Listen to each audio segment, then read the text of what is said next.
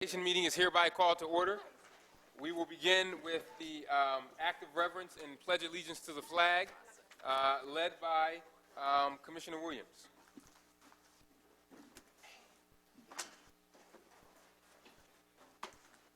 Pledge allegiance to the flag of the United States of America and to the republic for which it stands, one nation, under God, indivisible, with liberty and justice for all.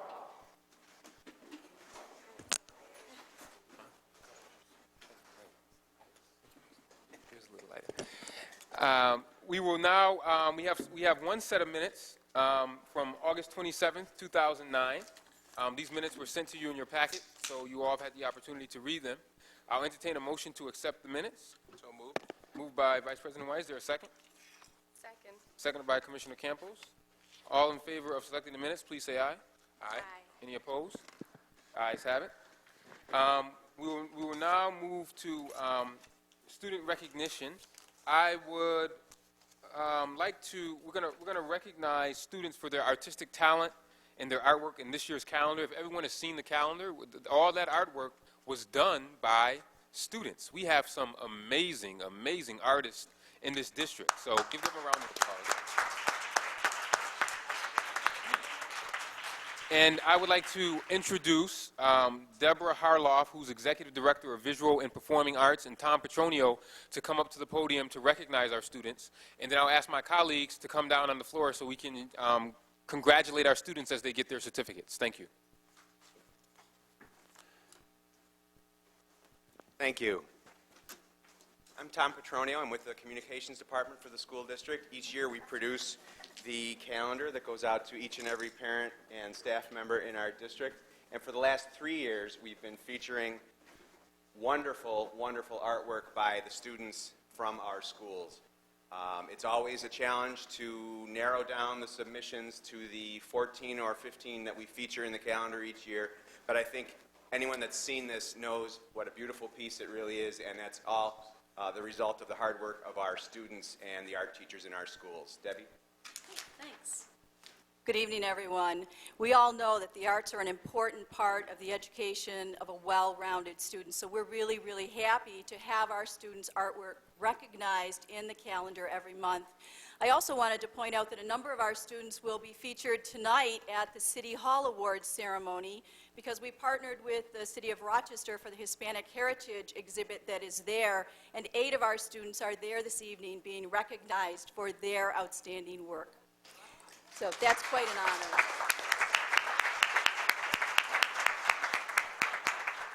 So we're going to call the students' names who have work in this year's calendar, and please come forward to receive your certificate.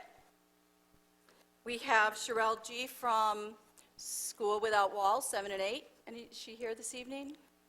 No? Shakila Jemson from School Without Walls, 9 through 12. No?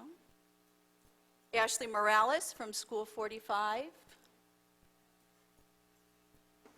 Amy Lynn from School of the Arts. I know Amy's here, we were talking earlier. Amy, come on up and point out your work also, please.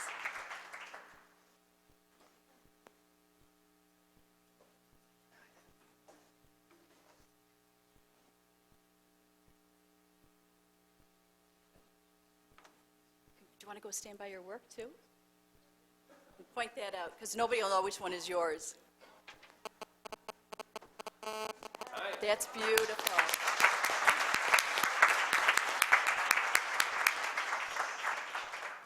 A number of our students were seniors last year, so they've gone on to college, so they were not able to make it. But I'd like to read their names to you, and if one of their parents are here or the teachers here, please step forward. Oh, let me just point out, too. Alana Wilcox is here to pick up the award for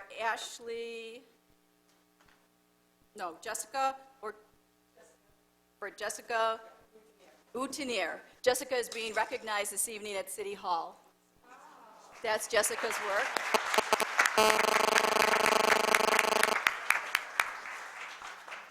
The other students that are recognized in the calendar are Ruth DeCastro from Monroe, Jonathan Sahara from East High School, Nicholas Ficklin from East High School, Katie Tiedemann from East High School, Javon Santos from Wilson Commencement, Hamita Adikari from Wilson Commencement, Ashley Shim from School Without Walls, 9 through 12, Christian Allen from School Number 2, who is now at Charlotte, and Jamaris Quinones from Monroe. So congratulations to all of those students.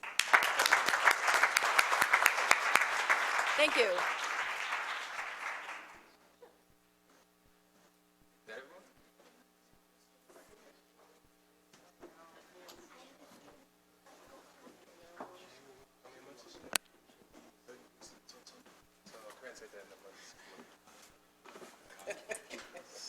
Thank you again to the art teachers as well as the students and their parents for all their hard work with the art that was in the calendar. I think that some of that art is can be sold in the art store. I mean, it's really great work. And I want to thank the students for all their hard work. We will now move to speakers addressing an agenda item. We have 6 speakers, so I'm going to call all the speakers under this one section and not make people wait until the end. So I'll start with our first speaker will be Felix Jacobs, and Felix Jacobs will be followed by Brenda Ramos. Mr. Jacobs? And each speaker will have 3 minutes, and when you hear the beep, beep, beep, just conclude your remarks. Thank you. Good afternoon, Superintendent Broussard, Commissioners. The reason I'm here today is to talk about is transportation. And due to the fact I know that facts go a long way down here, I wanted to give some of the facts that exist out in the suburbs for picking up their children. Fairport, K through 6, bus transportation. Gates Chili, K through 5, bus transportation. Rush Henrietta, all children are picked up. Going to Pittsford Central District, all children are picked up. Over the past 2 weeks, there have been many parents that have approached me and my colleague over there concerning this new bus transportation policy. And had we known when we were told that the transportation policy was going to be saving $5 million by kicking our children off the bus, I doubt very seriously if that resolution would have passed.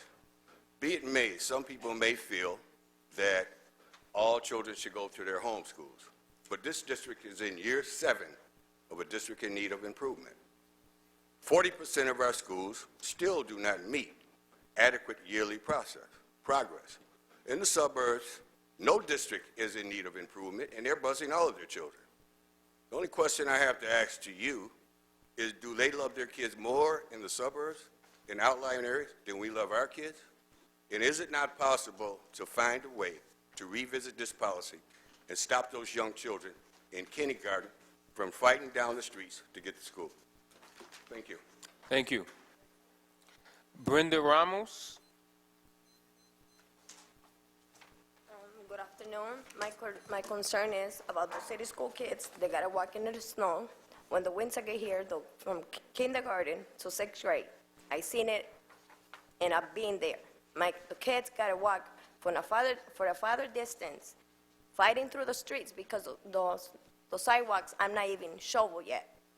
And my concern is how these kids are safe in the streets when going to school.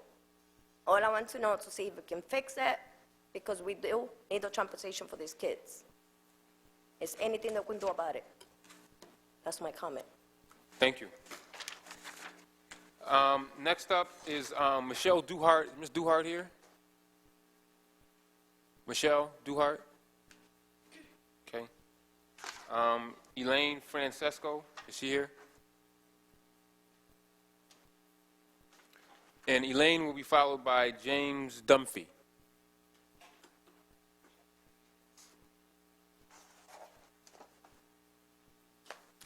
Good evening. My name is Elaine Francesco, and I'm an active parent in the district.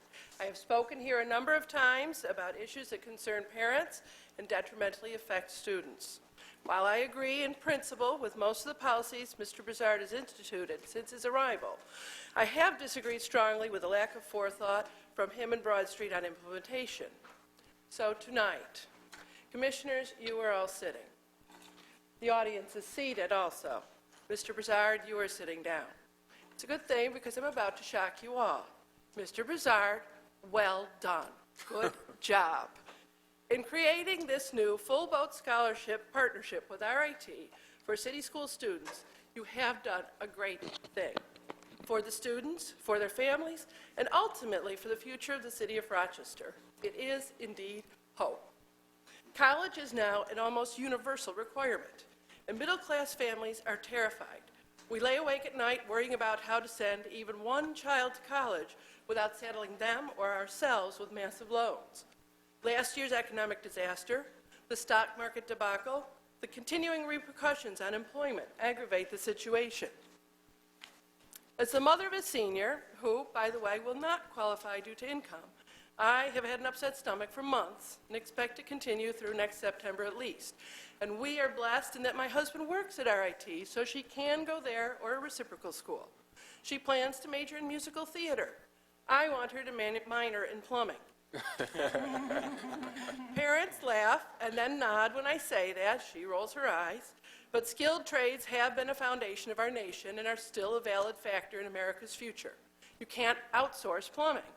So while you and the district continue to build these incredible partnerships with area colleges, let us not forget the students who want to work with their hands in a skilled trade. The accomplishment and satisfaction of craftsmanship should not be discounted. But that is an aside. The original partnership with U of R and now this new partnership with RIT make the impossible possible for a generation of city students who will now attend world-class college instead of the school of do you want fries with that. Again, Mr. Brizard, well done. Thank you.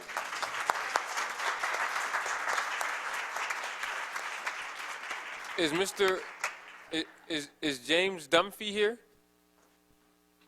Mr. Dunphy? Mr. Dunphy was going to talk about the Singapore model of teaching.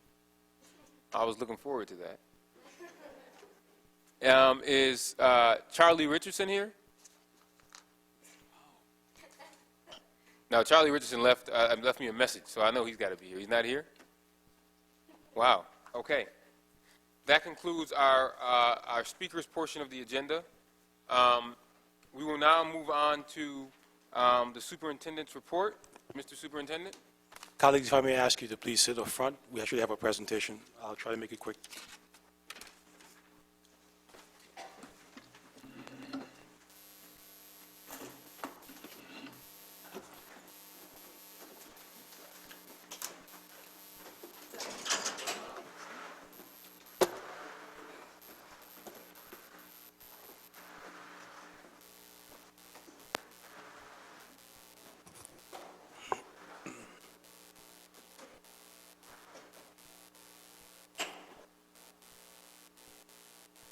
While we are waiting for the screen to actually get ready, I just want to say to Ms. Francesco, please wait for our presentation. Hopefully we'll address some of the stuff you talked about. I think this was actually timely. We didn't plan this. I also do not usually respond to some of the speakers, but I do want to make a statement about transportation. We did not save $5 million with our kids on the street. The issues around suburban versus cities transporting kids is really a state issue, not really one of district policy.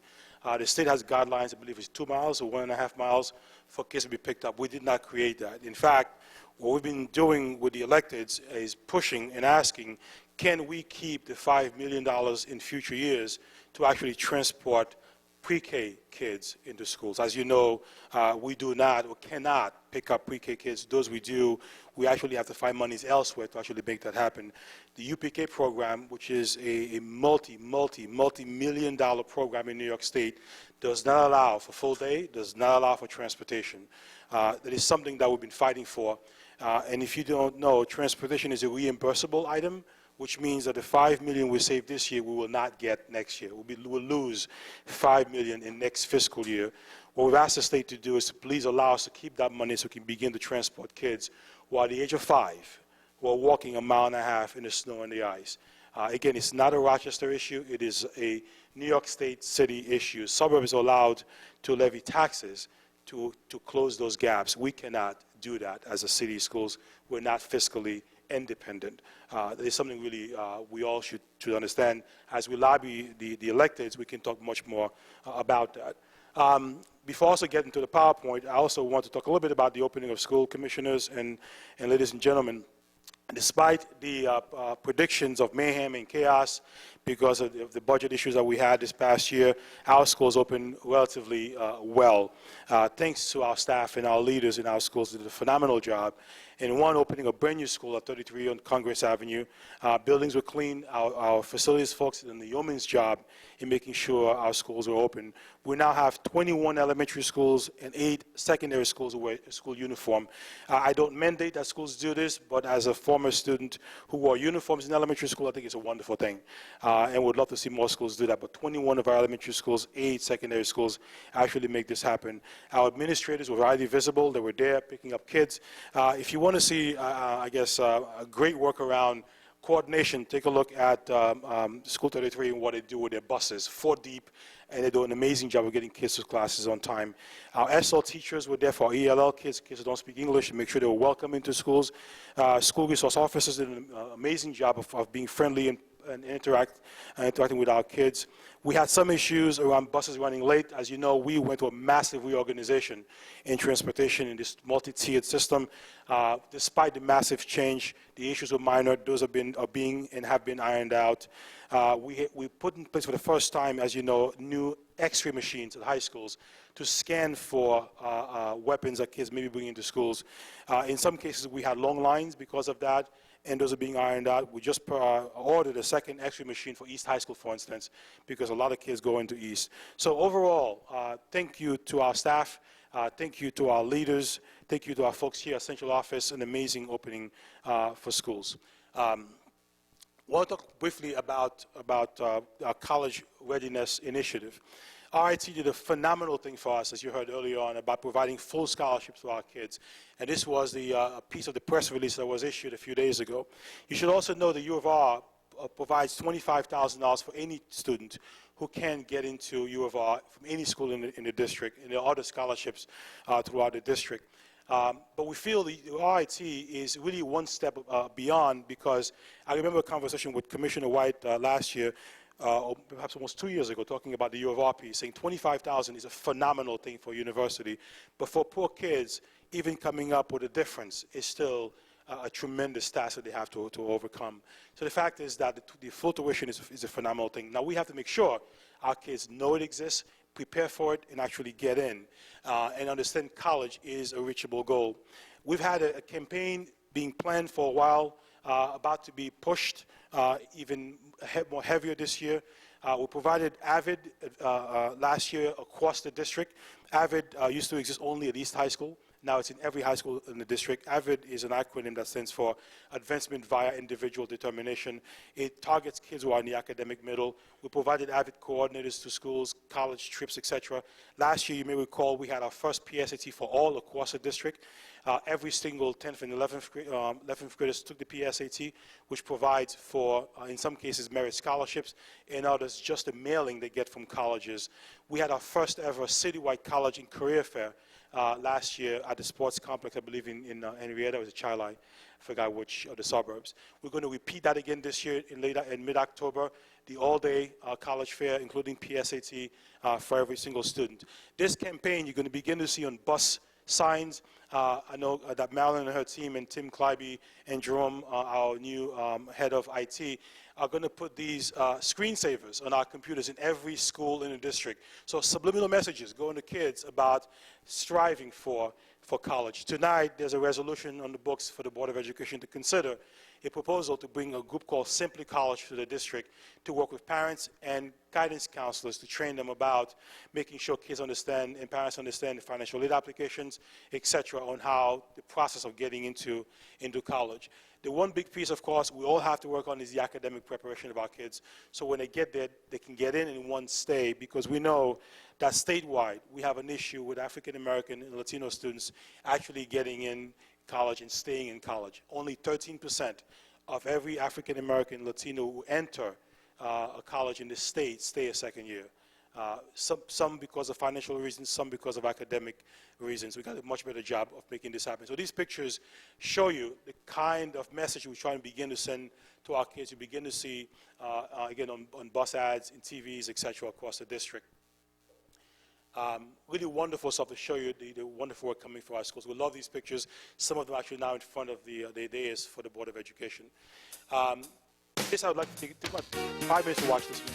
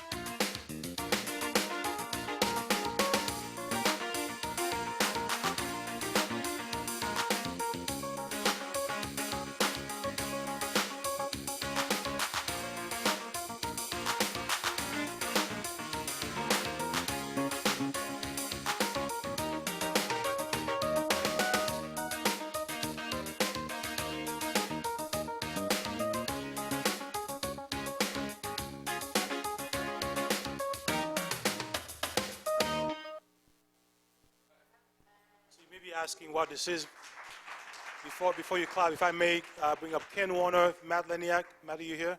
Ken, please come up. If we have students from Edison, please bring them up. Guys, come up. Melissa, please come. Melissa. Yes, yes.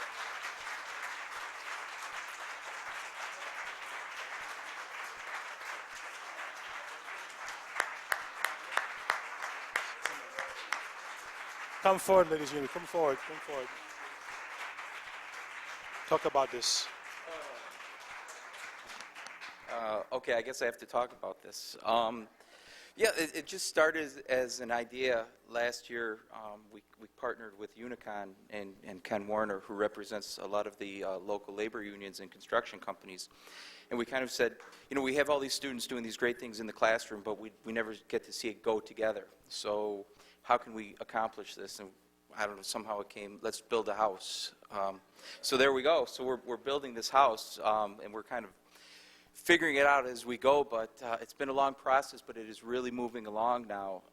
And part of the great part of this project is the students that are working on the house are actually sort of doing this as a co-op. So not only did they learn the skills in the classroom, now they're applying the skills from what they learned in the classroom in the field, but they also work past the school day, so we're able to pay them a stipend as well. So they're actually saying, if I work, I earn, and I give back to society, and so it's really a great thing. I don't know, Michael, you want to say anything? I'll let you say a few words. You've been... Yes, I am proud to work on the house. It lets me explore more than my shop class that I take up. I take up masonry. I'm also learning carpentry. I'm soon to be learning electrical and plumbing. And also we work with people from the union, and they show us step by step how we'll go about process, different ways to go about the situation to help complete our goal in finishing the house.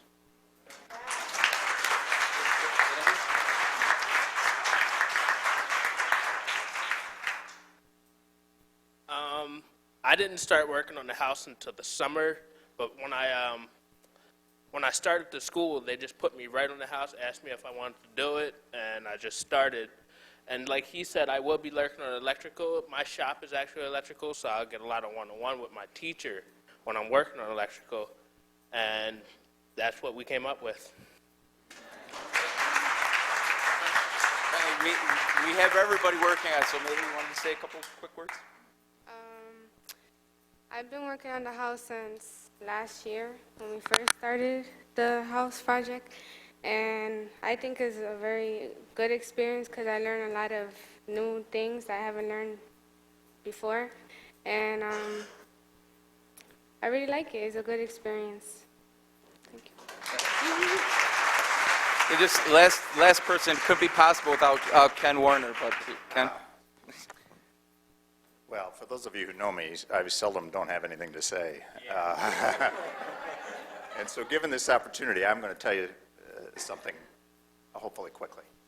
You know, a lot of people have complaints about our school system and our school district. And a few years ago, one of the things that was very popular to do was everybody complained about the teachers. The reason why our kids aren't graduating this, that, and the other thing is because of our teachers. And then when that what proved not to be true, what they did was they said, well, you know what, students, the students are this, the students are that, the students are the other thing.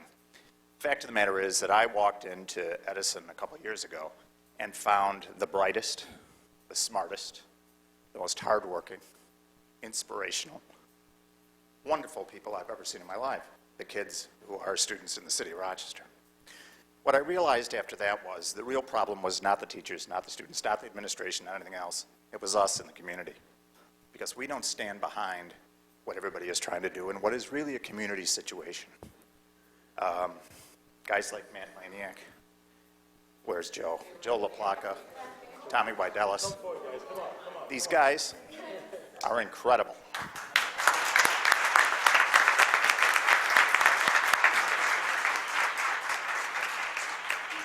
But most importantly,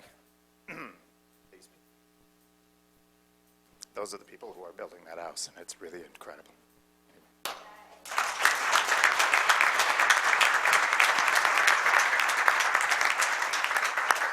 I just want to take the opportunity to thank Unicon and Matt Laniak, because I tell you, when this idea came to Matt, he said, let's run with it. Our kids need this. And so my question is, when are we going to be expanding this? Because it seems so successful. So kudos to everyone, because it takes a village, and it looks like you guys have the village here, and you've got great students right here, too. So congratulations. I do want to put a plug in for the superintendent as well, because you know what? Without this guy, there's a few hurdles from now and then here in the city school district. And without this guy, we never would have made it. Thank you. And as some of you may know, I was a principal of a CTE school like Edison when I was in New York. So this stuff is really at the core of the work that I do and what I really believe in. I brought Melissa Campos up because she's the one who introduced me to Ken Warner. Ken met with me and says, I have an idea. 5 minutes he goes, can I run with it? I say, if he's going to help kids, go ahead. And this is the result eventually of what happened. So thank you so much, Matt, for your vision, Ken, for your support, and all of what you guys do. Thank you so much.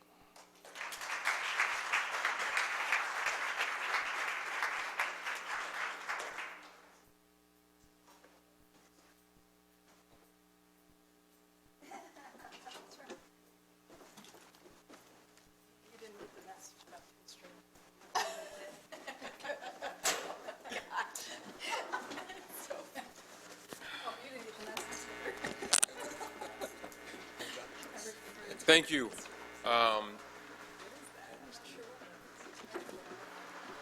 Thank you again, Ken Warner and Unicon. Thank you, Edison. Thank you, students. Thank you, Matt Laniak. Thank you, Mr. Superintendent. Thank you for Commissioner Campos for pushing through this initiative. We look forward to staying in the house. If my wife ever kicks me out, maybe I can stay in the basement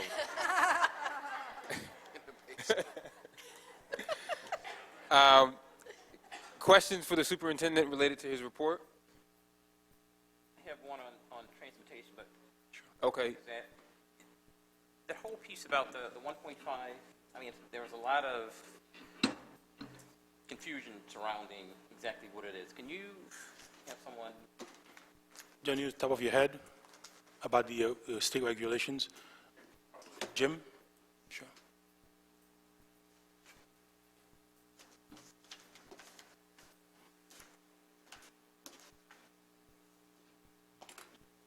There's a state regulation for elementary and secondary that says you don't have to provide transportation less than, I think it's 2.5 miles for secondary, 2 miles for elementary. District policy shortened that to 1.5 miles.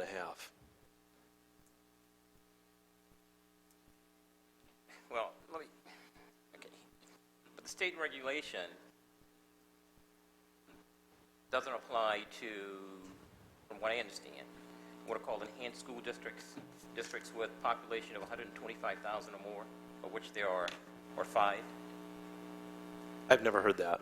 Okay. But my understanding, though, is that the 1.5 has nothing to do really with, when you say a state regulation, meaning what? It's a law that we can't? No, the state does not require districts to provide transportation to students less than 2.5 miles or 2 miles. Board policy shortened that to 1.5 miles. Okay. But that had to do more with, and Willie, you were here. Well, I'm not sure whether you were here when that policy was created. But that had to do more with reimbursement as opposed to anything else, correct? I don't know. I wasn't here when the board policy was formed. But if we provide transportation for students less than 1.5, will we still be reimbursed? No. No, Okay. you won't. So the board policy itself has... You won't be reimbursed for anything below the state 2 miles, 2.5. Okay, so it has more to do then with... Funding. With funding or maximizing our revenue as opposed to anything else. What has more to do with it? I'm sorry, I'm not following. Well, the 1.5 stipulation, anything less than 1.5, it has more to do with maximizing revenue in the terms of reimbursement than... My understanding is, and then again, I wasn't here when the policy was formed, the state says that below 2.5 miles and 2 miles respectively, districts are not obligated to provide transportation for students. If they choose to do so, they can. It's not reimbursable expense. Board policy at some point in the past made a decision to shorten that to 1.5 miles. My assumption is that that was for safety reasons or some other rationale. Jim, I would also, I'm sure there's some precedent too, because the same rule applies in Buffalo, in Syracuse, and New York City. I know for a fact 1.5 miles in New York City. So I'm not sure if it's just something that was done in isolation in Rochester or really some statewide initiative, because every city in the state, I believe, has about 1.5. Well, no, Buffalo is a little different. But again, my understanding is, and maybe the general counsel can clarify, what happens though is for enhanced school districts of more than 125,000 in population, which are the big five, we are not required to provide transportation at all except for students with disabilities. Everything else, it's a convenience, okay? It could be. All right, and for us, we decided on the 1.5 strictly as a way to, and again, to maximize revenue, as opposed to either safety or state law or anything else, which, I mean, it's fine, except if that's the motto we have. The problem with that is, you basically say, look, if you're less than 1.5, then, for the most part, you aren't worth much to us, which is a big problem, a big issue, and I think that's the problem that a lot of our parents are having, at least from the calls that I get and emails that I get about the 1.5. Not so much, they don't know much about the reimbursement piece, but...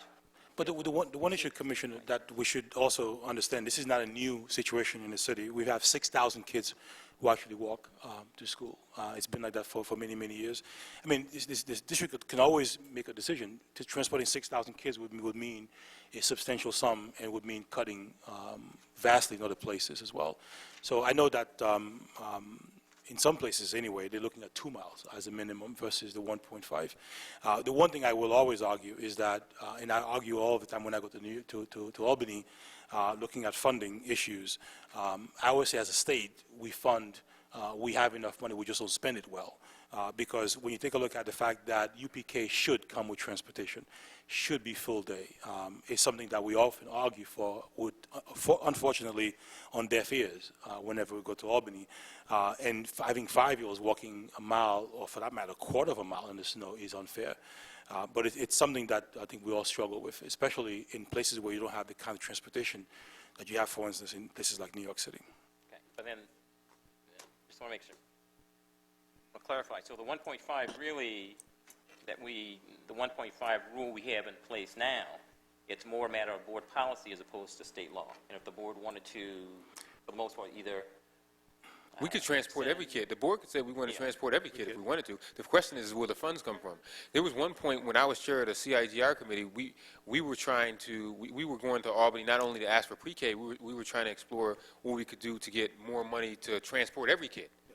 But I mean, from a financial perspective, it's virtually impossible because you wouldn't be reimbursed from the state if you're transporting every kid, unless they gave us more funds. If they gave us more funds, we could transport every kid in the district. And Commissioner, if you remember too, I remember that right before I came to Rochester, interim Superintendent Calla was actually trying to present legislation, never got anywhere in Albany as well, because what the state will tell you is that if they make an exception for Rochester, they got to do it for every city in New York State, and they're not about to do that. Okay, but I mean, but if we found the money, or if we said instead of whatever it costs, say to transport all of our kindergartners or all of our first graders through fifth graders, if we found the money and that came up to like $3 million, if we found the money somewhere else. Be much more than 3, but yeah, whatever it is. I mean, as long as the board is willing to accept the cuts in other places, and that's something that's always up for debate. So. Okay. But the one thing, I mean, if I was going to push for anything, and I don't want to make this a long drawn-out conversation, it would be the pre-K piece first for me. Only, I'm a liaison to the pre-K program, so I have a little bit of a bias there.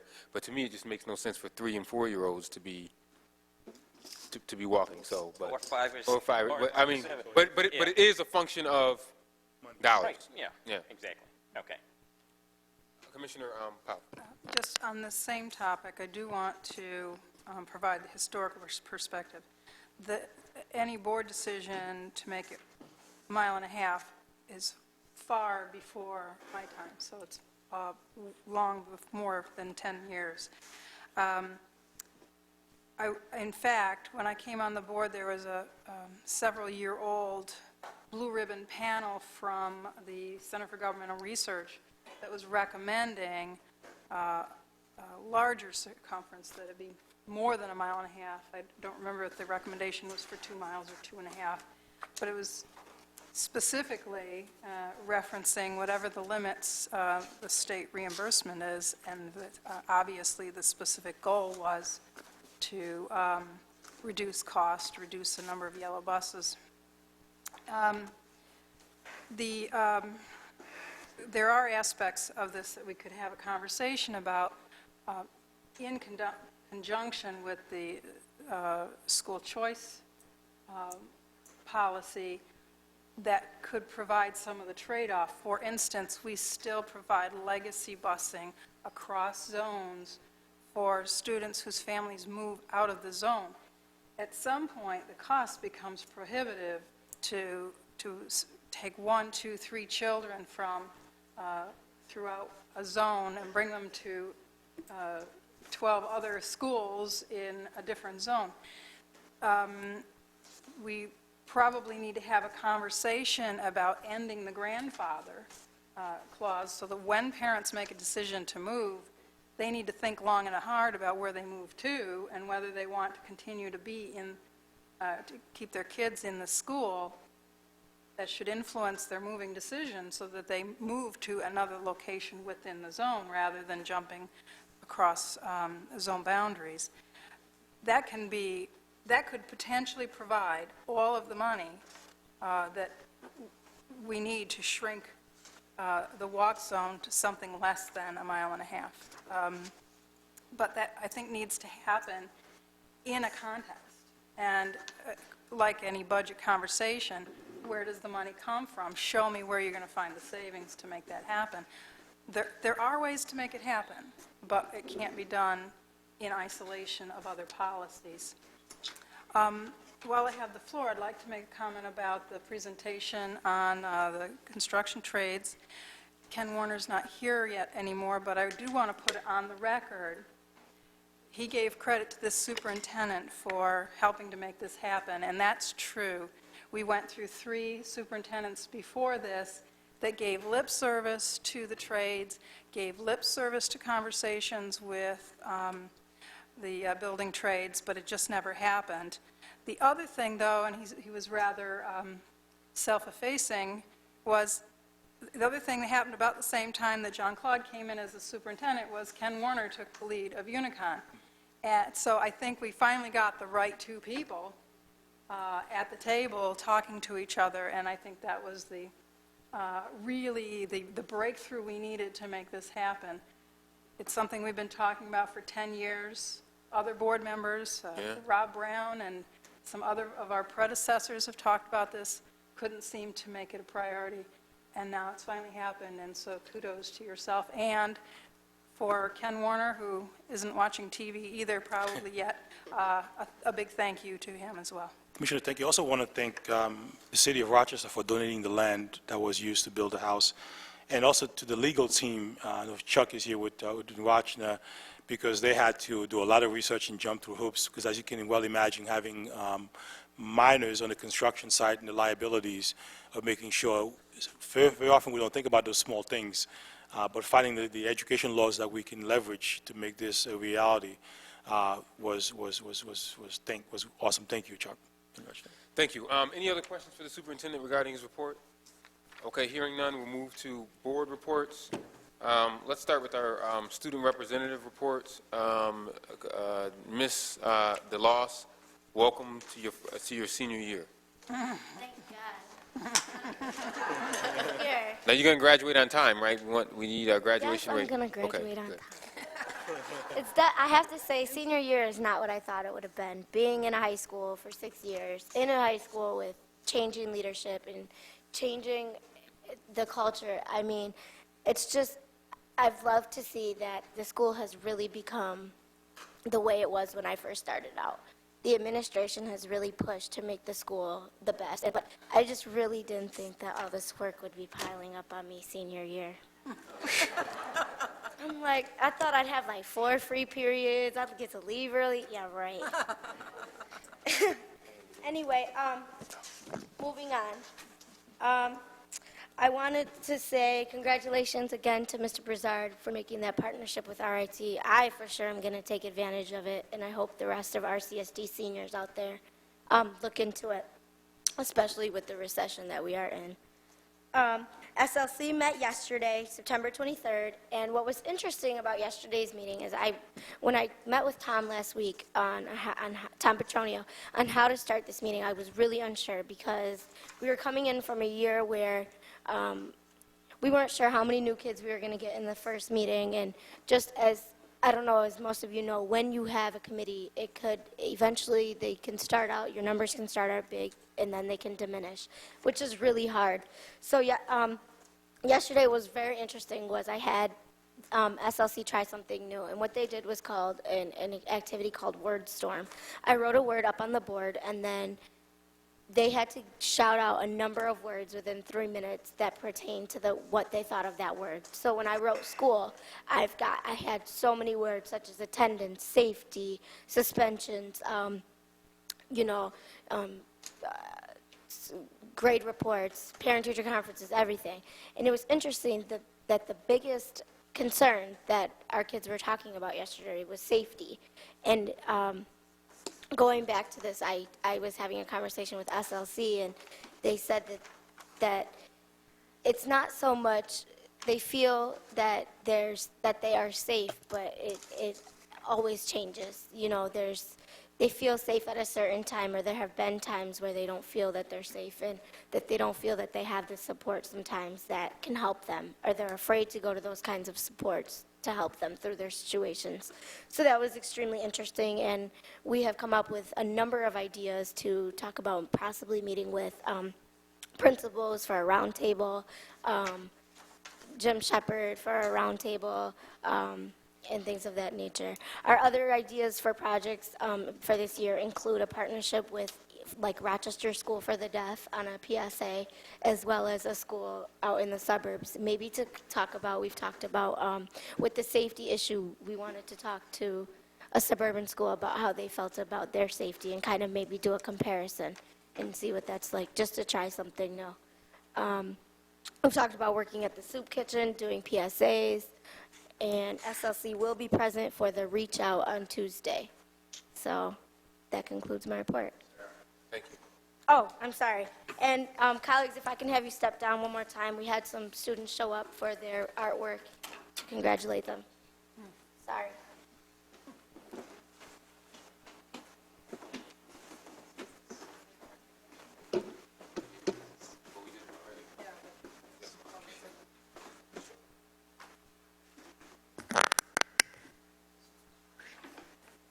Oh.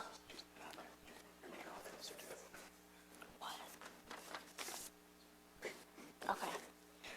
Our first student is Amber Hart, and she's actually from Marshall. She's not present, though, with us, so we can give her a hand. Are you Amber? Okay. Congratulations.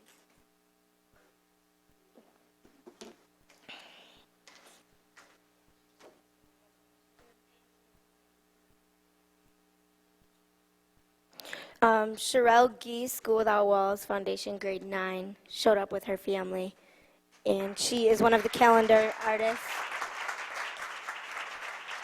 Where's her thing? I don't have it. I don't have it. You have her, You have it?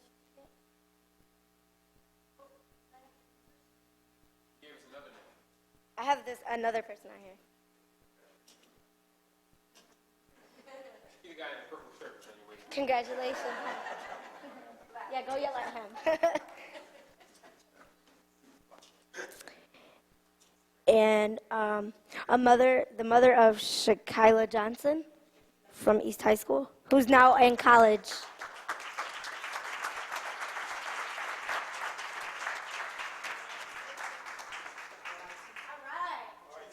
All right. Thank you. You can take your seats, and that concludes my report.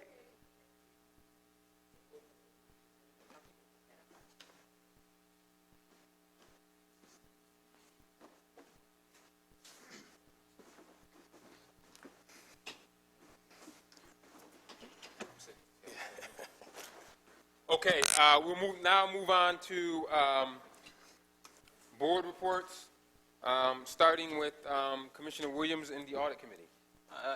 Mr. President, the Audit Committee did not meet in the month of neither August nor September.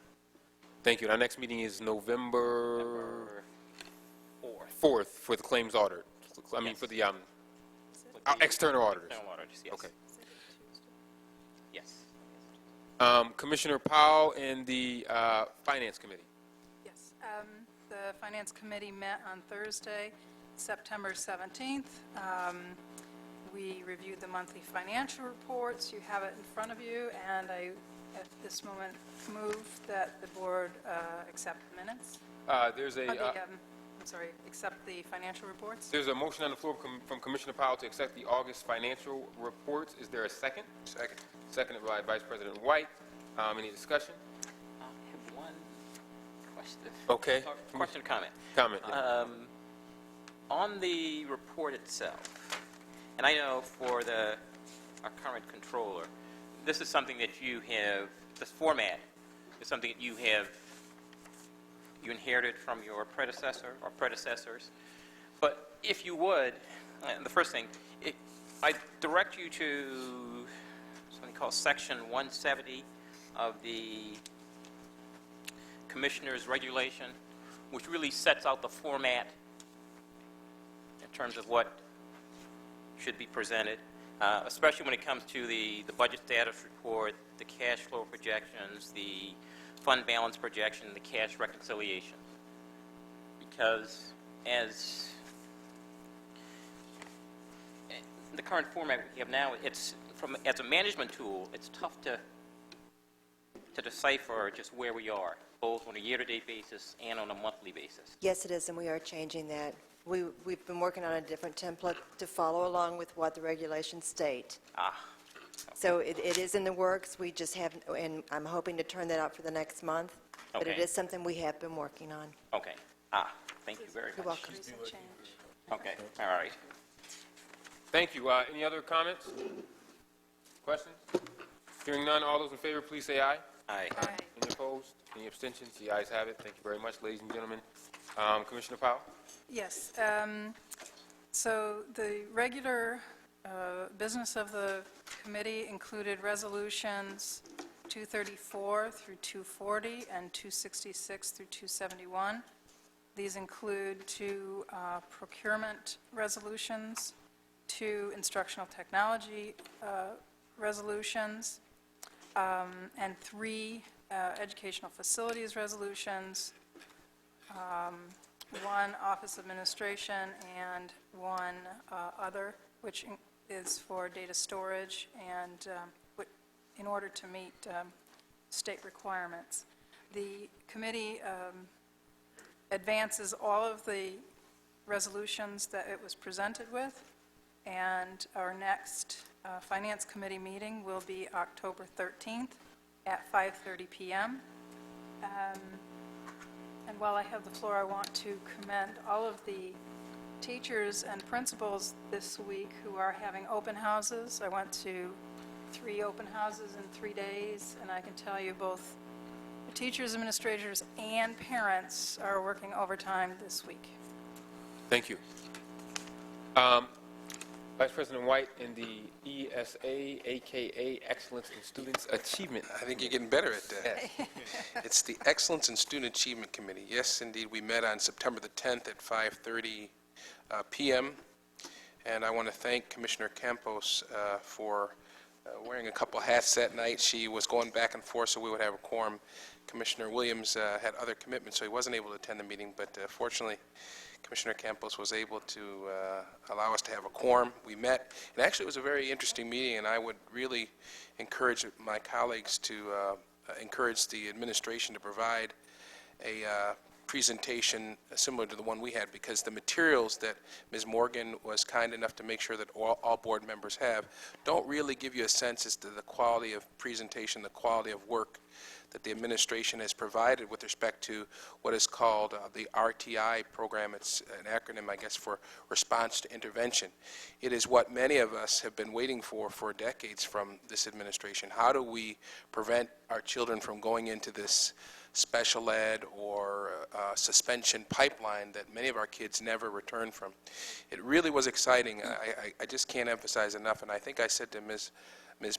Patterson-Grant that it would be great if the rest of my colleagues could actually see this presentation. There was, not to draw special attention to any particular person, but there was one employee, Katerina Leon Menino.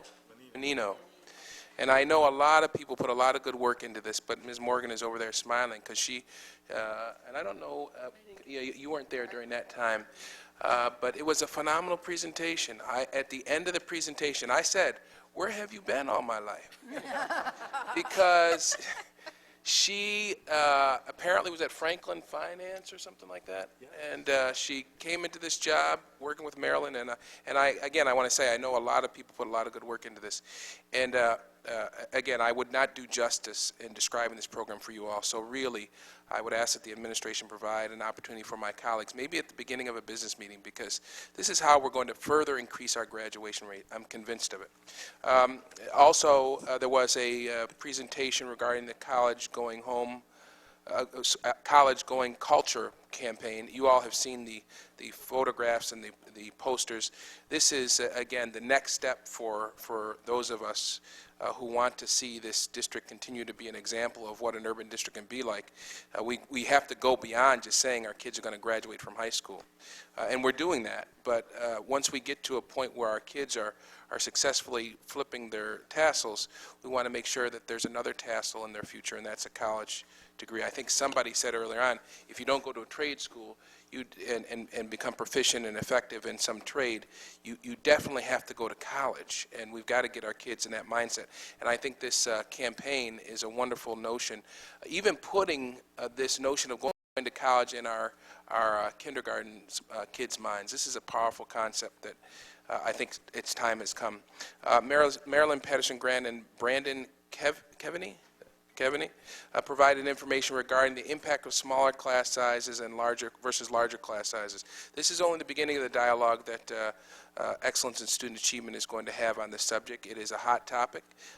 We received some information from the administration, quite a bit actually, and as a result of that presentation, we extended an invitation to Alliance for Quality Education. These folks have sponsored and have encouraged this administration to reduce class size, and actually they have a proposal that I think Commissioner Williams was one of the people, it might have been Commissioner Elliott, that maybe we ought to cap class sizes.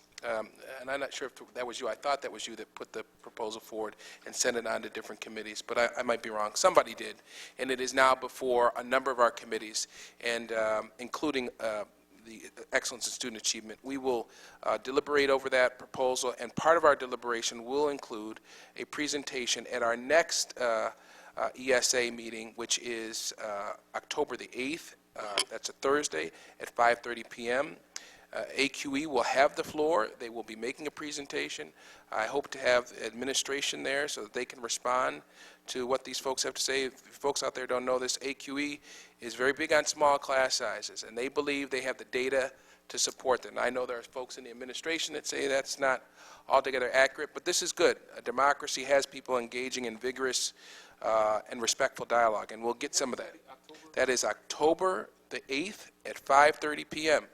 This is the topic, and I would encourage anybody who's got any interest in it to attend that meeting, and the citizens are going to have the floor. That is my report. Thank you, Ms. Morgan. Oh, and also I should mention, on that day, we're going to have the Chinese program will be presented as well. Ms. Morgan, thank you for your diligence in preparing this report, and that's the end of it. Thank you.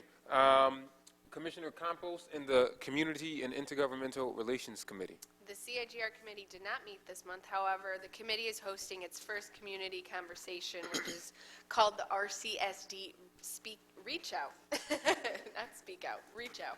It's this Tuesday, September 29th at East High School. It'll be from 6:30 to 8:30. The Board of Ed members, we're going to be there. Representatives from the district, from the different departments and programs will also be on hand to talk with parents, answer questions, and provide assistance. I've actually been on the phone with 3 different parents this week that have been having issues with their kids, and I've referred them to this actual meeting. So they're going to be coming. So it's a great way for us to be representative for our parents, because sometimes it's very difficult for our parents to navigate through the system, and it's much easier to have that one-on-one conversation with the parent face-to-face. So we have to do a good job. We have great programs. We have great things that are going on in the district. We need to, A, make sure that our parents know about them, but B, make sure that we're there to service our parents. So this is just one avenue to be able to provide that. And we'll be looking for other ways to be able to do that, and we'll be continuously doing this once a quarter through CIGR.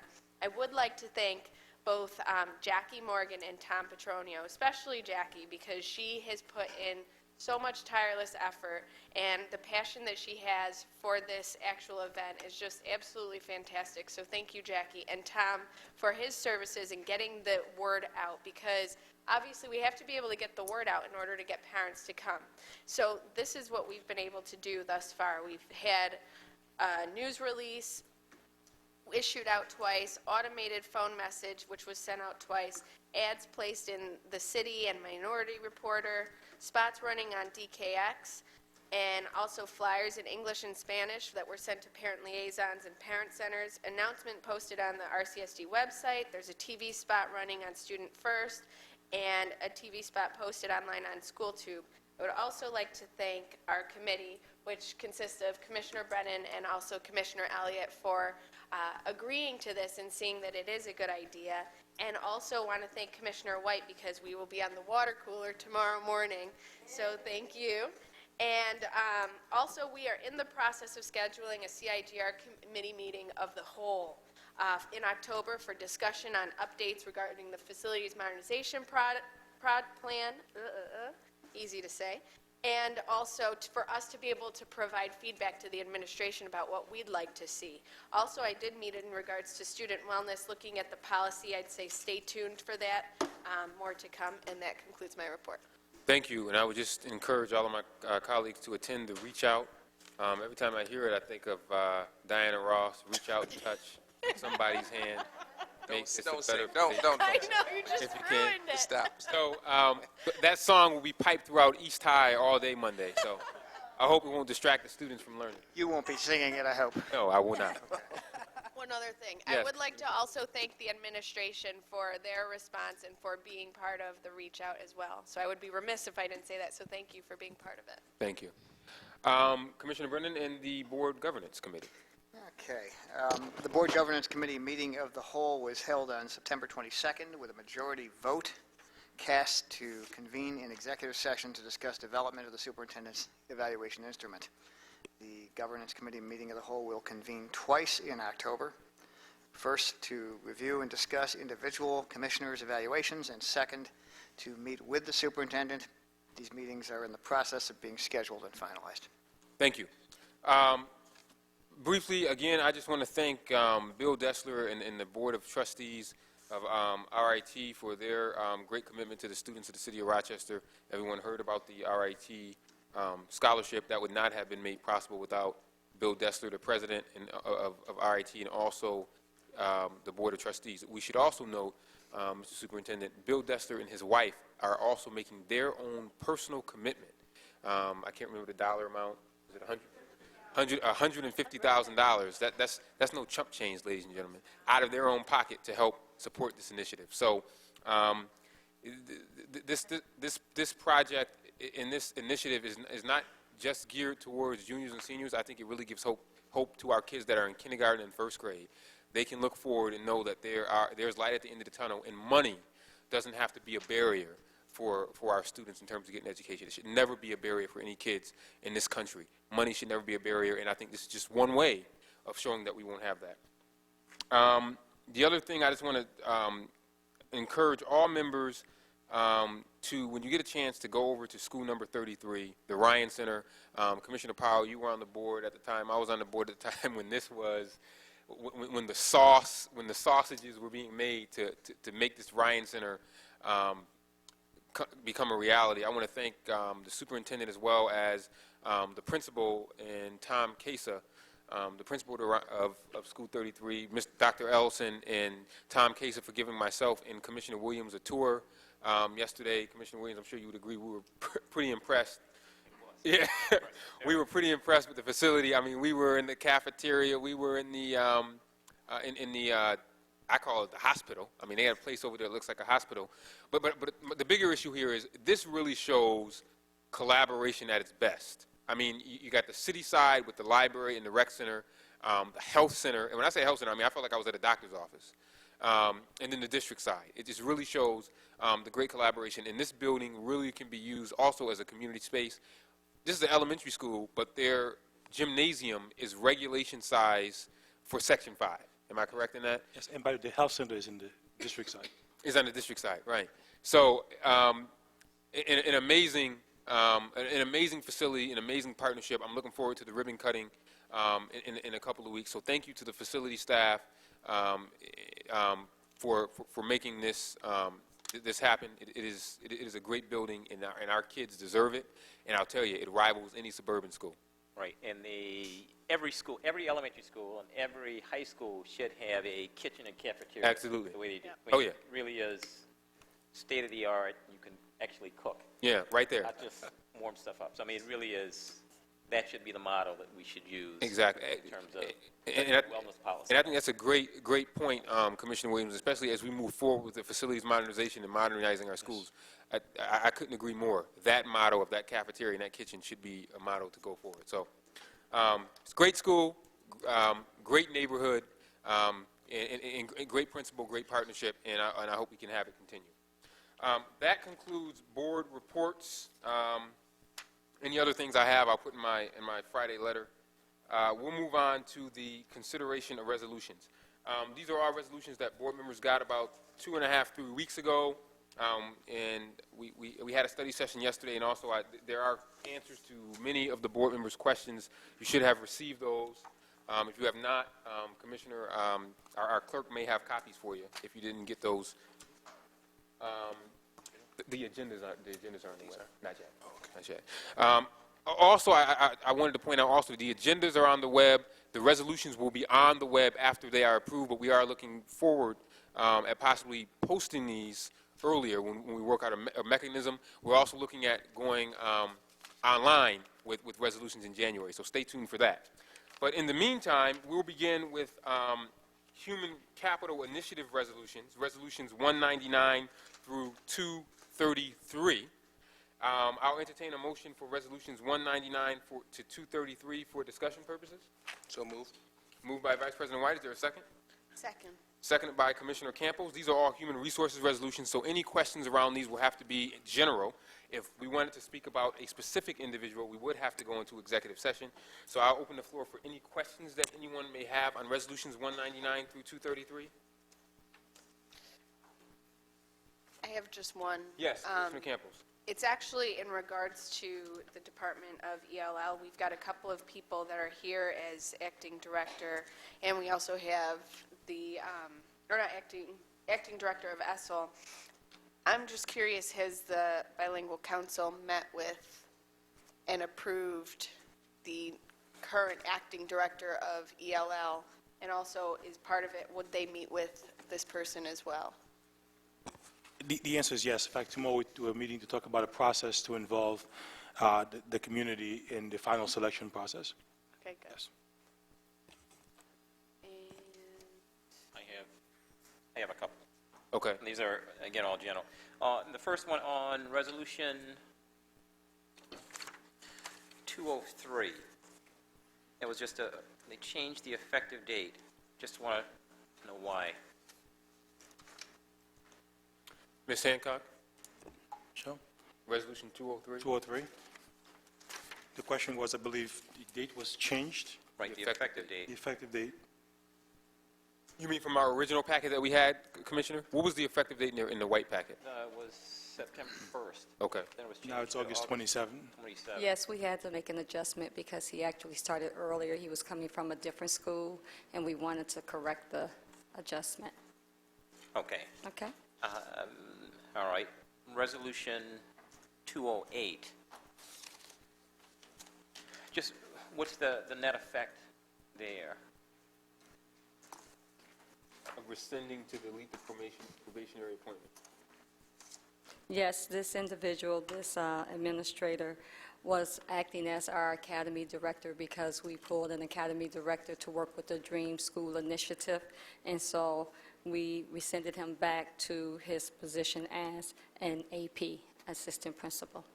So we rescinded this because the principal put in for him to become an academy director, and then it was changed Okay. for him to go back to an AP position because that was his desire.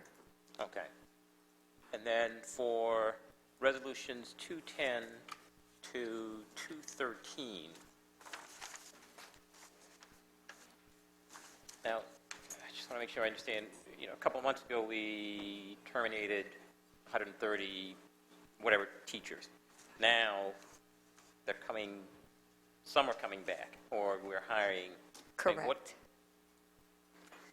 After all the wheeling and gnashing of teeth, what happened from that time to now, where we're calling these people back? I mean, initially when the reductions were done, it was supposed to, we were right-sizing the district, we had too many teachers, we were downsizing, or our student-teacher ratio was one of the lowest in the state or the country. So we let a lot of people go. But now it looks as if we're bringing either all or a big portion of these people back, or some of them. You will go to, I can talk about 211, Commissioner 211, 212, and 213. I'm not sure if you have others there that talks to this. If I can read, this was actually prepared for me by HCI. Resolution 211 refers to probationary teachers, and I'm going to read you verbatim. New hires within the existing budget, except for teachers needed for mandatory services which were authorized outside the existing budget through position control forms approved by the budget office.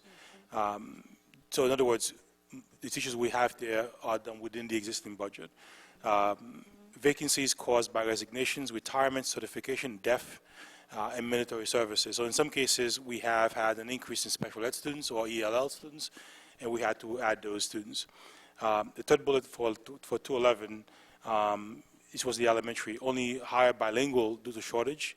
All other laid-off elementary teachers are working as building subs. 12 remain on the layoff list.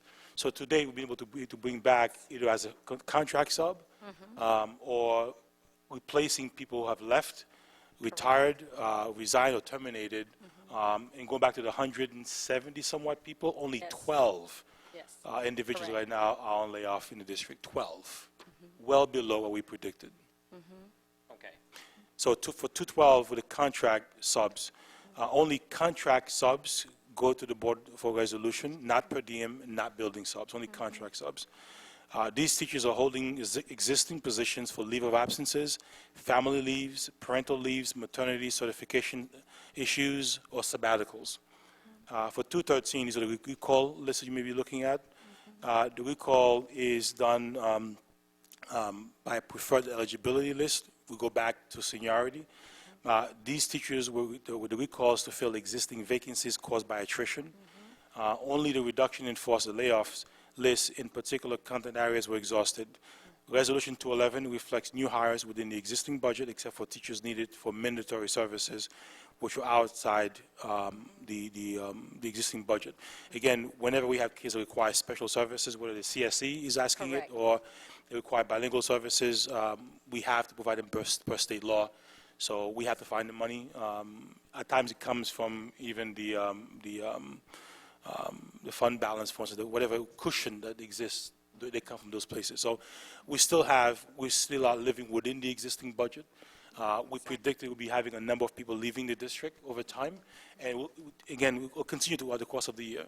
But right now, we only have 12 individuals who were laid off on the approved list by the Board of Education who have not yet been called back either as a contract sub or to fill a vacancy that was created by someone leaving the district. But we said layoffs would be minimal. Minimal, Now, exactly. I just want to make sure, so contract subs are salaried, but now are they paid how? I mean, if someone's a contract sub, even if they aren't in a classroom, are they still paid or not?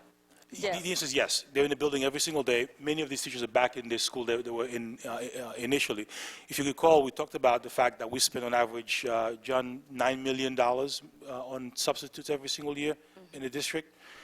So that was an idea we had in the layoff process, that we would try and bring back as many through the contract sub as possible. In the past, what we did was to hire retired teachers, et cetera, to come and be contract subs.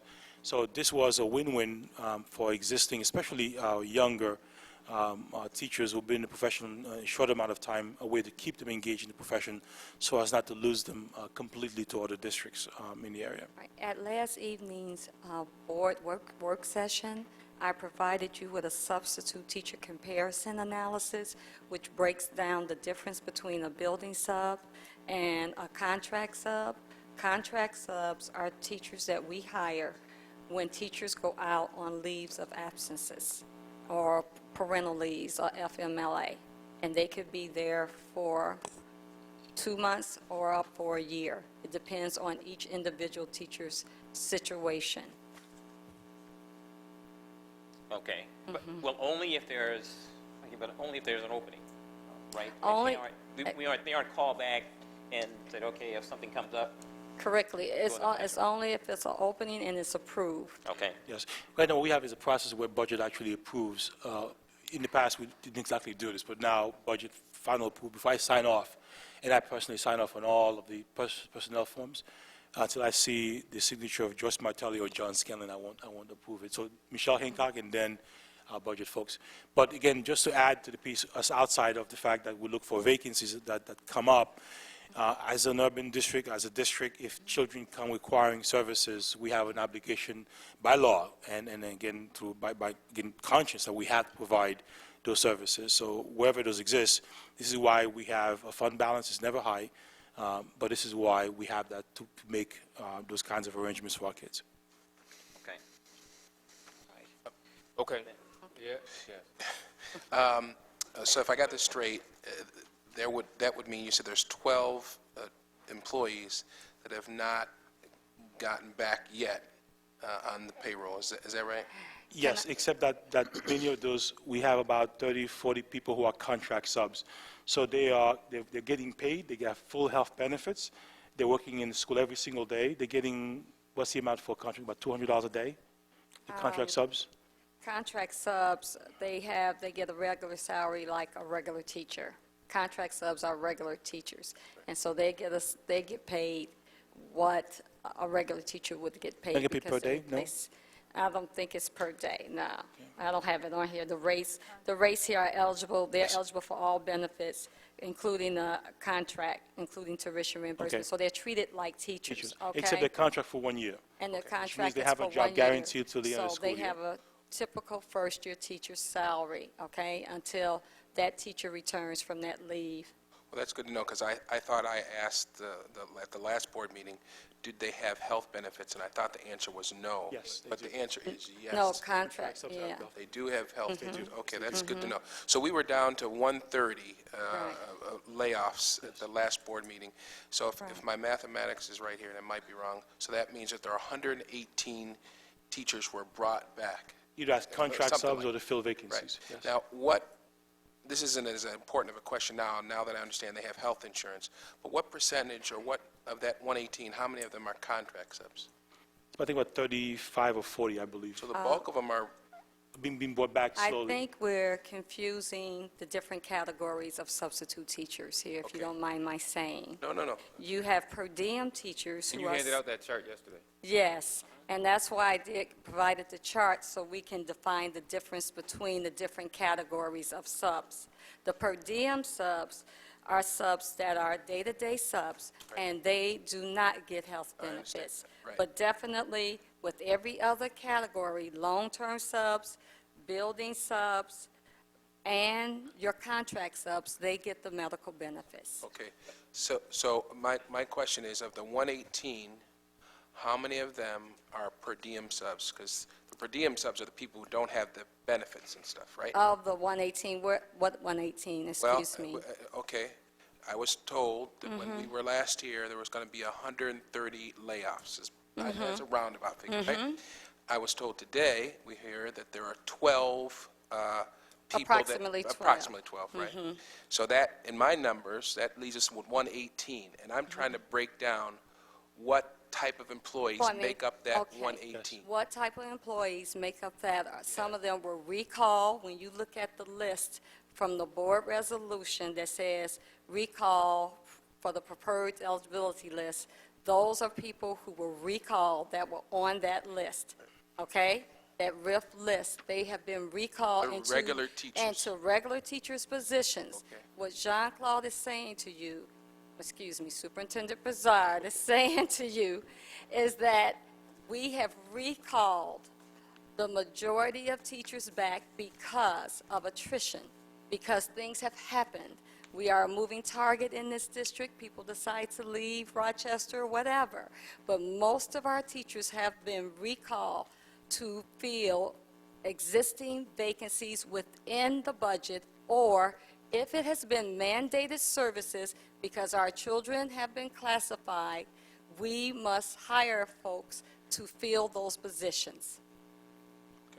You know, it might be easier to get an accounting, because it's hard to because do you have any at all in the August resolution, or this is the first time this is appearing, the recall list? This is the first time it is appearing this month, because all during September, that's when all the activity, late August, September. So when do we get an accounting of the 130 that were approved by the Board of Education? I have the list of when do we all get that? 170 people and why they are placed and where they are, and I can give you the comments and the rationales for that. That would be great. Thank you very Okay. much, thanks. Any other questions on these resolutions, on this 199 to 233? Yeah, one, on Resolution 220, just on page 19, that's it's not so much an HR question, but for the program here in question, we give them X amount of dollars, whatever it is. Which resolution? This is Resolution 220, page 19. It's, you know, Cheryl Holloway, yes. could you please come to the podium? So they-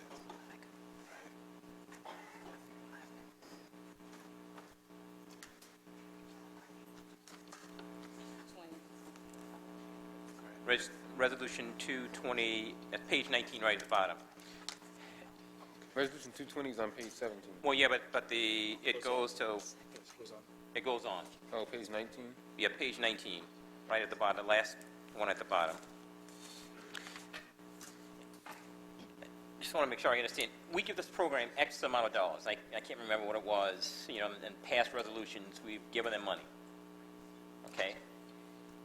And, so we're giving them money, but now they're using our teachers, which we pay.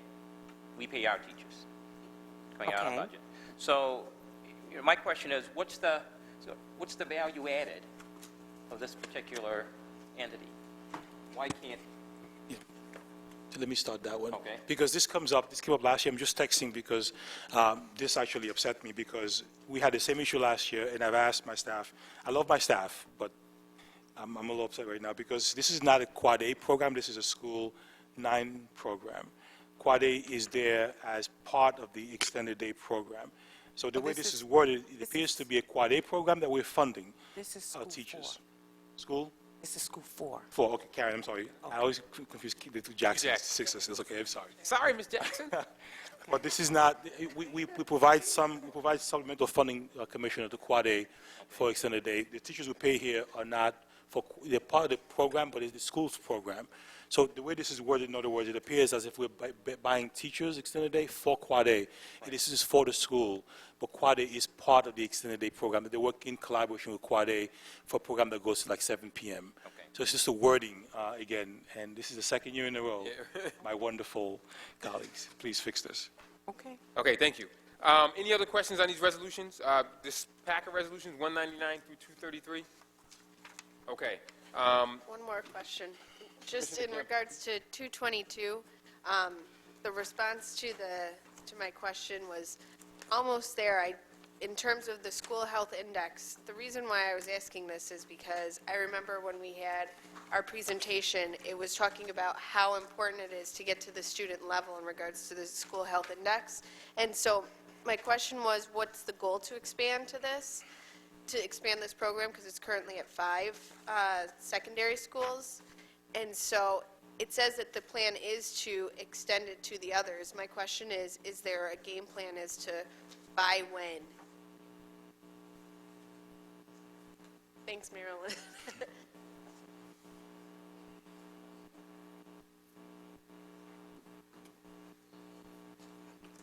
Commissioner Campos, a more detailed response I'll have to get from Carlos Cotto, but this is part of the Carol White PEP grant, and it is a long-range commitment. It is a 3-year grant that the district has received, and it includes several elements: a coordinated school health team at the selected schools.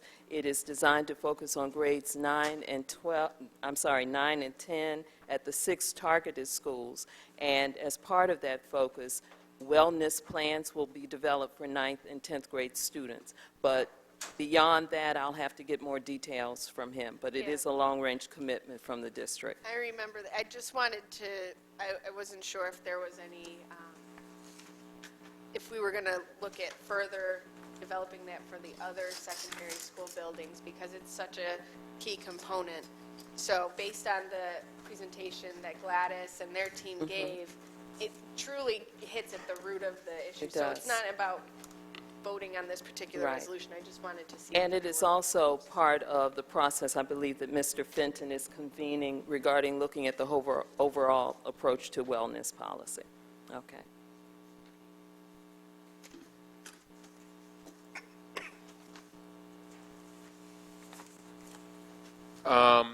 Okay. All those in favor of resolutions 199 through 233? Aye. Please say aye. Aye. All those opposed, please say. Oh, I have an abstention. Okay. 211. Okay, one abstention on 211. It is my cousin, Okay. one of the people Oh, that's in 211. that's pretty far removed. You don't have to abstain on that, but if you want. Want to make sure. Yeah, yeah. Any of those? Any others? All right, the ayes have it. Thank you. We'll now move on to Resolution 236 and 237. 236 and 237 are educational facilities resolutions. May I have a motion to approve Resolutions 236 and 237? So moved. Moved by Commissioner Powell. Is there a second? Second. Seconded by Vice President White. Questions on 236 or 237? The only thing on these, and this is just my own pet peeve, is the fact that we still haven't come up with a solution yet in terms of these change orders. I'm still waiting for you guys. Well, that's. I'm still waiting for a proposal from you all on this change order thing. Oh, okay. I'm In that case. And I've been waiting we've been waiting for a long time. Okay. Well, in that case, you'll get one. Question to you last year. Yeah. So we've been talking about this. What we should do in terms of the process, and I'm waiting. I'm anxious to hear from. Yes. So. We should know, Commissioner, that we're much more experienced than some with this kind of process because we're a large urban district. So, but I do know you have concerns about that. Would love to see policy drafts. Okay. Yeah. I've also been in dialogue with Joyce about alternate ways that we can approach this. Okay. So anytime I'm definitely willing to hear and work on anything we need to do to clarify, because I know it's something we've been talking about for a couple of months, a couple of years actually. So. Anything else on 36 and 37? 236 and 37? Okay, hearing none, it was moved in, seconded, so I'll call the question on 236 to 237. All those in favor of 236 and 237, please say aye. Aye. Any opposed? The ayes have it. Okay, now we're on 234. I'm sorry, student advisory vote, what was your advisory vote? I thought I heard you say yes. No, I'm kind of quiet over here. Yeah. Yes. Okay, thank you. Now we actually went backwards, but now we're on 234 and 235. May I have a motion to approve Resolution 234 and 235? So moved. There a second? Second. Second by Commissioner Campos. Any questions or discussion around 234 and 235? Just on 235, there was the question that came up, I think Commissioner Campos put in the question in terms of these overall supplies, and these were not the scanners and handheld devices. They're more This the, was my question. The badges. oh, that's your question, okay. Badges, the cards, the lances. No, it's fine. Okay. The Oh, lanyards. Okay. Great minds think alike. I'm sorry, you said, Commissioner Powell, you said they were say that again? Your badges, the plastic holders, the lanyards. ID cards. Okay. Thank you. There was, well, in there also, because there was the answer came back, it was a proximity card. I think the term was a proximity card, meaning, is this for employees or students or both? Yes, sir. That's your badges. Ah, okay, okay, Unlock stores. okay. Thank you. Anything else on 234 and 235? No. Okay. Hearing none, student rep, what is your advisory vote? See. Okay, Gladys Santiago. All those in favor of 234 and 235, please say aye. Aye. Aye. Gladys always says C whenever she's voting yes. Now, leave Gladys alone.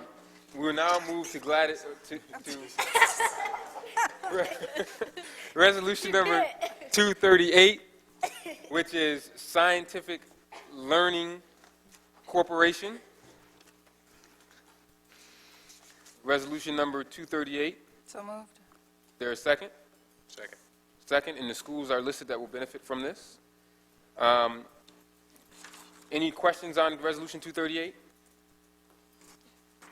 Hearing none, all those in favor say aye. Aye. The nays have the same privilege. Any abstentions? I'm going to go with sign language for this one. Okay. That's fine. Thank you. Resolution number 239 through 271. May I have a motion to approve Resolution 239 through 271? So moved. Is there a second? Second. Okay, discussion, questions? Well, there's one that I like to have discussion on, but can we do it in executive session, which is 260? Resolution 260. Okay. I'm not sure I understand why executive session would be appropriate. Could you elaborate on that? It involves a certain individual. Okay. That's why. I mean, that's, at this point, all I don't want to, or something I need to, just to find out. Okay. So Commissioner Williams would like to vote on Resolution 260. Since I made the motion, could I ask that we revise the list of resolutions in Yes, you can. question to set that aside? Okay. So that's fine. Is that the person that seconded it? Are you okay with that? Yes. Okay. So that means that we will vote on resolutions 239 through 271 with the exception of Resolution 260. Any other discussions on resolutions 239 through 271 with the exception of Resolution 260? Yes, I have a couple. Okay. Commissioner Williams?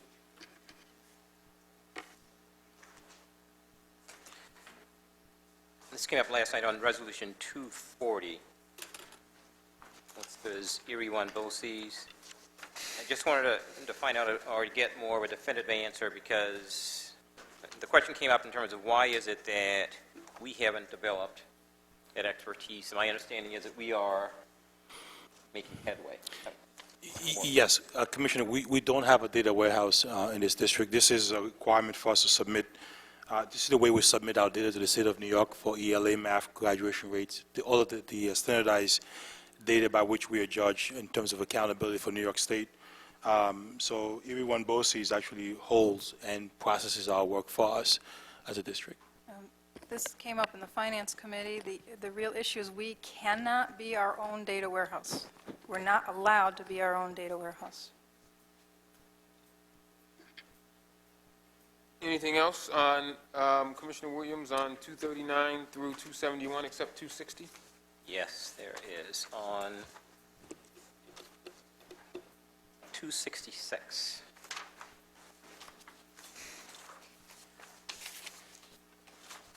On that one, I was, well, first of all, for this, what is the number of students that we're transporting under this resolution? In terms of, when we put it together, what are the assumptions? This is the Regional Transit Service Incorporated Resolution, AKA RTS. Yeah, there's a list of schools, and as of the Finance Committee, I guess it was last Thursday, the student count was 11,467. And that, my calculator, it comes to what? 892 a student based on the, if you pull the summer school out of that, summer school is about 330,000 of the 10.5 million. So the actual September to June is 10.2 million. Okay. I can give you the exact numbers, 10,237,291. Okay. Now, on this, I was trying to find the resolution from last year. I couldn't find it. You won't find it. Okay. This is the first year it's gone before the board. It's kind of an anomaly in that, I guess 3-4 years ago, the district went to public transit, might have been longer than that. And it's described as a subsidy agreement, which is essentially an agreement of scope. RTS runs the public buses, and our students can get on them. This is an agreement between the district and RTS that we're going to essentially buy fares, a certain number of students, certain schools, but it never came to the board. So, you know, it's a $10 million contract. We thought it would be appropriate to bring it to the board this year. So this is the first year you're seeing it. But then what, the district had provided transportation to high school students on RTS last year, the last school year also, because I Right. remember them Yeah. coming Yes. to the board with the presentation. Yeah, but they've been doing this since like 1996. But there wasn't a board resolution last year. There was none? No, I There's don't never believe been there one. was. There's never been one since This is the first 1996. The presentation had to do with a lawsuit, actually, much more than. But then on an apples-to-apples basis, what was the cost last year? I can't tell you that. I'll get it for you, though. Okay. Was it like 8 million? Well, you mean the total cost for the contract? Last year I thought it was like 9.7 million, but I can get you the exact number for the we the were total doing contract or earlier, the we could've cost per student. Well, both. Okay, I'll get that for you. Because I just want to get a feel for, in terms of, is it higher, lower, or Oh, what? it's cheaper than yellow bus. Huh? It's cheaper Well, than yellow. Yeah, cheaper than the yellow bus, but I mean but last year for the students, for our students, I mean, what compared to this year? Remember last year, we were negotiating with RTS right up until I thought it was October or November, and we asked them to discount their total contract, and I can't remember the exact number, it was like 300,000 or something like that. They discounted the total contract. So I'll look at where we ended up for the year and the total number of students. The only difference in students is Charlotte, which is about 1,000 students, so I'll get you those numbers. Okay, because here's why. I mean, when we talked before, you were saying that we would save X amount of dollars in transportation costs. I don't know whether that included this contract or not. Well, it does, in that this just take the Charlotte piece, because that's the only thing that's different between last year and this year, about 1,000 students. The difference between the yellow bus cost and this cost is about $1,000 a student. So $1,000 times 1,000 students is roughly the difference between Charlotte and RTS. Charlotte last year, yellow bus, Yes. RTS this year. And each time, believe we've moved a school off of yellow, the high school, we've saved approximately $1 million. Mr. President, I just want to state for the record that Mr. Fenton presented this all to us a week ago, and if Commissioner Williams would agree to come back onto the Finance Committee, he would not only hear all of these things, Mr. Fenton would be that much better prepared because he'd come with more documents, because they're specific just to the Finance Committee resolutions. And if there was a question Mr. Fenton didn't have the answer to a week ago, he would certainly have that answer for you by today. Okay. Anything else on these, Commissioner Williams? Bear with me one. 260, yes. Thank you, Mr. Fenton. Resolution 263.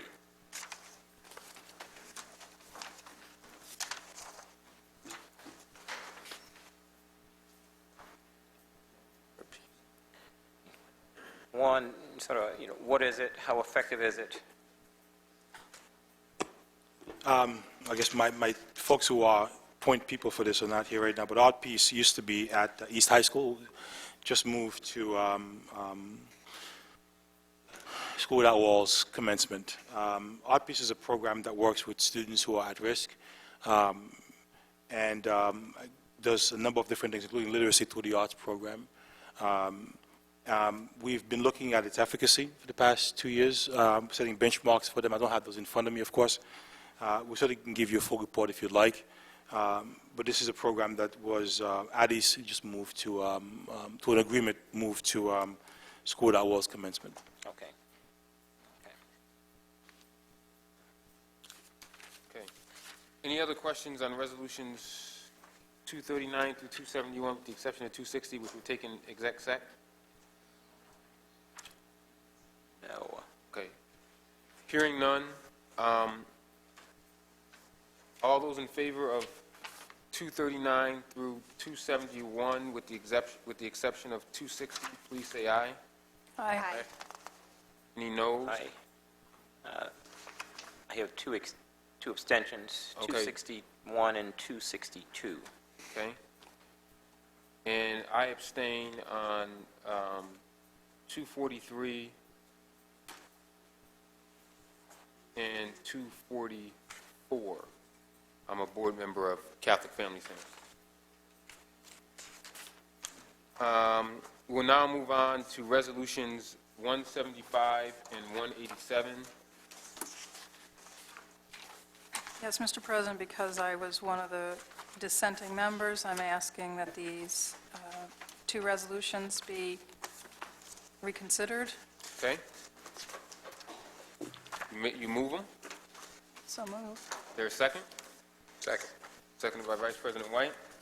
I would just note that one of these is for so we can provide tutoring services to a reading teacher, I believe, to students that are disabled, and it's also grant money. And it's reprehensible that it couldn't pass So, last month. any other questions or comments on any of these two resolutions? Hearing none, all those in favor, please say aye. Aye. Aye. Any opposed? Any abstentions? I abstain. We'll move to Commissioner, I think we have one gift resolution. Our resident gift person is Commissioner Powell. I'm going to let you do it because I'm not exactly sure where it is in the packet. All right, it's resolution number 267. Arch Chemical donated $6,000 to replace curtains in the gymnasium at the school I am the liaison to, Theodore Roosevelt School number 43, where Ann McAndrew is the principal. She's still the principal over there? All right. Yeah, Ann McAndrew is the principal. Okay, good. I will entertain a motion to move into, before we move into executive session. Yes.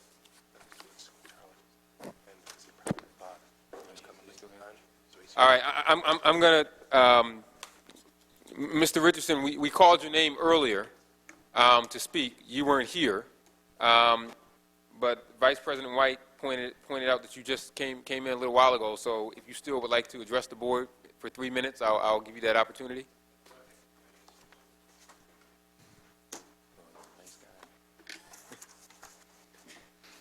And then we'll move into executive session to to discuss resolution number 260. Thank you, President Evans and the board. The reason I was not here, I was trying to attend a parent meeting down at Franklin School. I was informed today, late in the afternoon, when I called the principal down there, and he said he'd spent out letters and everything. They're having a meeting tonight. And as you know, I've been barred from the school, although he told me the legal department was sending me letters, and the month has gone by, and nothing has happened. So I decided to go down because there are going to be a lot of parents there. I couldn't find where it told it because he didn't tell me where it was. They were going to have it in a small conference room on that floor, and guess what happened? I guess a couple of students showed up. With the incidents that are still continuing to happen in that school, my question to the board is, when can we do something to get parents involved? Now, I'd like to have somebody, Mr. White, if you could, find out what it costs with Title I monies to spend to put this meeting together. It was supposed to have been last week, but because of the gun problem down there, they didn't have it, the evacuation. But they had it tonight, and I don't know how many people were ever notified. And this is an ongoing thing. We have so many people that want to be mentors in that school, which they desperately need. I'm getting a report back tomorrow from the Learning for Life to the Scouts. They're going to show on Franklin. They're going to get you a report for all the schools, but I will have the one for Franklin tomorrow, what these young people want to do. And as my suggestion was before, is number one, we ought to be testing these 7th graders coming in this year. Survey them. What is it they want to do to make sure they're in the right schools? And the other thing is, it appears, and I don't have these facts, but it appears there's a lot more people that are coming out of jail. That's the school they're going into. And there ought to be a special program for them, because I'll tell you what, they should be saved. But I know if we get the students and the parents going, that school is going to be one of the top schools again. But that's the type of cooperation you need from the community in that. Thank you. Okay, thank you, Mr. Richardson. I'll entertain a motion to move into executive session. So moved. Is there a second? Second. All those in favor? Aye. We will move into executive session. Anyone is welcome to stay if they want. We'll come back out and vote on resolution number 260. But in the meantime, we'll probably come back up here. But in the meantime, we will announce the next meeting, which is October 22nd, 6:30 p.m. But I would encourage everyone to attend the Reach Out and Touch event. No, nobody said nothing about touch. Don't touch. Although, make sure your hands are clean because of the swine flu. What time is it? And that's at Commissioner Campbell, 6 o'clock? 6:30. 6:30 at East High School next Tuesday. Your robocall? Yeah.